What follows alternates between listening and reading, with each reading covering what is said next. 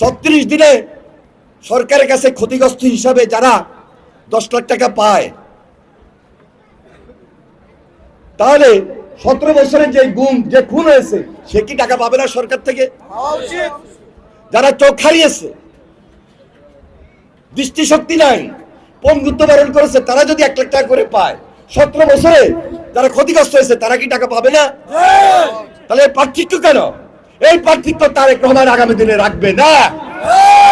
তারেক রহমান প্রত্যেকটা পরিবারের পাশে দাঁড়াবে, খালেদা জিয়া প্রত্যেকটা পরিবারের পাশে দাঁড়াবে, বিএনপি সরকার গঠন করবে, প্রত্যেকটা রাজনৈতিক দলের পাশে দাঁড়াবে, প্রত্যেকটা পরিবারের পাশে দাঁড়াবে।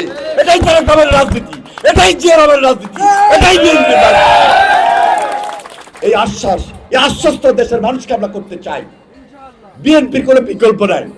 আজকে ভোট দিবেন অভিজ্ঞতা সম্পন্ন দল, দায়িত্বশীল দল হিসাবে। কালকে যখন ভোটটা হবে আমরা জানি দেশের মানুষ অপেক্ষা আছে ধানের শীষে ভোট দেওয়ার জন্য ইনশাআল্লাহ।